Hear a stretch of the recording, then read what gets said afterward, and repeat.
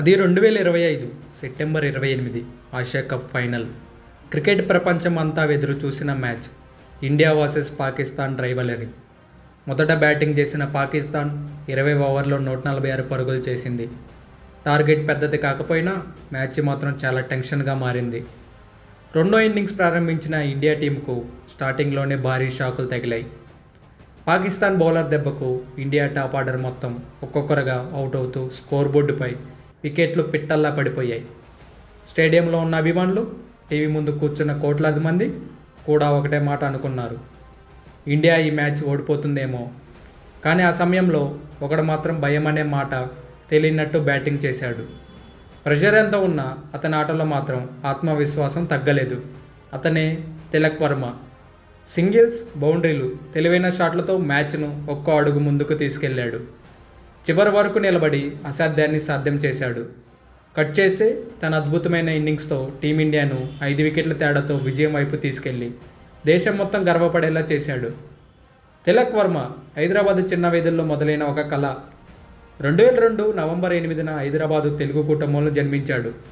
అతని తండ్రి నంబూరి నాగరాజు ఒక ఎలక్ట్రీషియన్గా పనిచేసేవారు. పనికి వెళ్తేనే వాళ్ళ ఇంట్లో రోజు గడిచేది.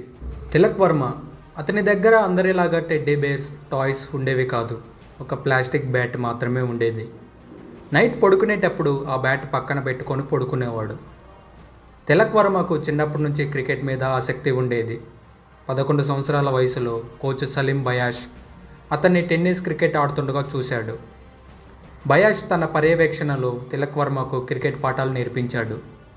బయాష్ అతన్ని తన స్కూటర్పై 40 కిలోమీటర్ల దూరంలో లింగంపల్లిలో ఉన్న స్పోర్ట్స్ అకాడమీకి రోజు తీసుకెళ్లేవాడు. తర్వాత తిలక్ వర్మ కెరీర్ కోసం ఫ్యామిలీ మొత్తం అకాడమీ దగ్గరికి షిఫ్ట్ అయ్యారు. 22 ఏళ్ల తిలక్ వర్మ ఎడమ చేతి వాటం బ్యాటర్, కుడి చేతి వాటంతో హాఫ్ బ్రేక్ బౌలింగ్ చేయగలడు.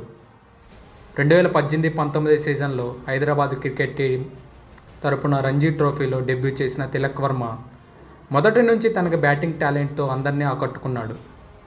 ఒత్తిడి పరిస్థితుల్లో కూడా ధైర్యంగా ఆడుతూ కీలకమైన పరుగులు సాధించాడు. రంజీ ట్రోఫీలో అతను అనేక అద్భుతమైన ఇన్నింగ్స్ ఆడాడు. హైదరాబాద్ టీంకు ఎన్నో కీలకమైన విజయాలు వచ్చాయి.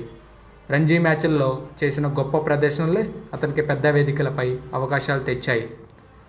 దేశీయ క్రికెట్లో అద్భుతమైన ప్రదర్శనలు చేసిన తిలక్ వర్మకు పెద్ద అవకాశం వచ్చింది. 2022 ఐపీఎల్ యాక్షన్లో అప్పుడు ముంబై ఇండియన్స్ అతన్ని 1,70,00,000కు కొనుగోలు చేసింది. అప్పుడు వాళ్ళ ఫాదర్ హ్యాపీనెస్ మాటల్లో చెప్పలేనిది. ఐపీఎల్ 2022లో తన మొదటి మ్యాచ్ నుంచే ధైర్యంగా బ్యాటింగ్ చేస్తూ అందరినీ ఆకట్టుకున్నాడు. అదే సీజన్లో 397 పరుగులు చేసి ఎంఐ టీంలో కీలక బ్యాట్స్మెన్గా మారిపోయాడు. ఆ తర్వాత ఎక్కువ సమయం పట్టలేదు, అతని టాలెంట్ భారత జట్టుకు కూడా చేరింది. ఆగస్టు 3, 2023 ఇండియా వర్సెస్ వెస్టిండీస్ మ్యాచ్లో అతను తన ఇంటర్నేషనల్ టీ20 డెబ్యూట్ చేశాడు. మొదటి మ్యాచ్లోనే 39 పరుగులు చేసి ఇండియా తరపున టాప్ స్కోరర్ అయ్యాడు. ఇదే అతని అంతర్జాతీయ కెరీర్కు బలమైన ప్రారంభం. 2023 ఆసియా కప్లో కూడా అతనికి పెద్ద అవకాశం వచ్చింది. 15 సెప్టెంబర్ 2023 ఇండియా వర్సెస్ బంగ్లాదేశ్ మ్యాచ్ల్లో అతను తన ఓడి డెబ్యూట్ చేశాడు. యువ ఆటగాడిగా ప్రెషర్ మ్యాచ్ల్లో కూడా ధైర్యంగా ఆడుతూ టీం మేనేజ్మెంట్ నమ్మకం గెలుచుకున్నాడు. భారత్ తరపున 4 వన్డే మ్యాచ్ల్లో తిలక్ వర్మ 68 పరుగులు చేశాడు. ఇందులో ఒక ఇన్నింగ్స్ 52 పరుగులు.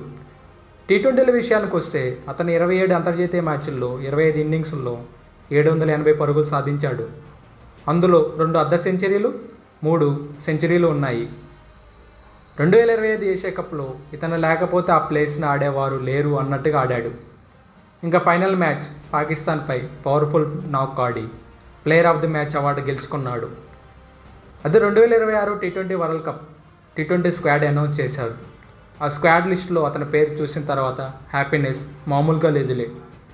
మొదటి లీగ్ మ్యాచ్లో పర్ఫార్మెన్స్ లేదు, రన్స్ లేవు, స్ట్రైక్ రేట్ తక్కువ ఉందని సోషల్ మీడియాలో ట్రోల్స్ స్టార్ట్ అయ్యాయి. వాటన్నిటికీ ఆన్సర్ ఇచ్చాడు. జింబాబ్వేతో జరిగిన మ్యాచ్లో స్ట్రైక్ రేట్ లేదన్న వాళ్ళకి 300 స్ట్రైక్ రేట్తో ఆడాడు. అప్పటి నుంచి ఇంకా వెనక్కి తిరిగి చూడలేదు. ప్రతి మ్యాచ్లో గ్రీజులో ఉన్నంతసేపు చుక్కలు చూపించి వెళ్ళేవాడు. ఫైనల్గా తన మొదటి టీ20 వరల్డ్ కప్ గెలుచుకున్నాడు. వాళ్ళ ఫ్యామిలీ హ్యాపీనెస్ మామూలుగా లేదని చెప్పాలి. ఎవరికి అంత ఈజీగా ఏదీ రాదు. కష్టపడితే ఏదో ఒకరోజు నువ్వు గెలుస్తావని నిరూపించాడు.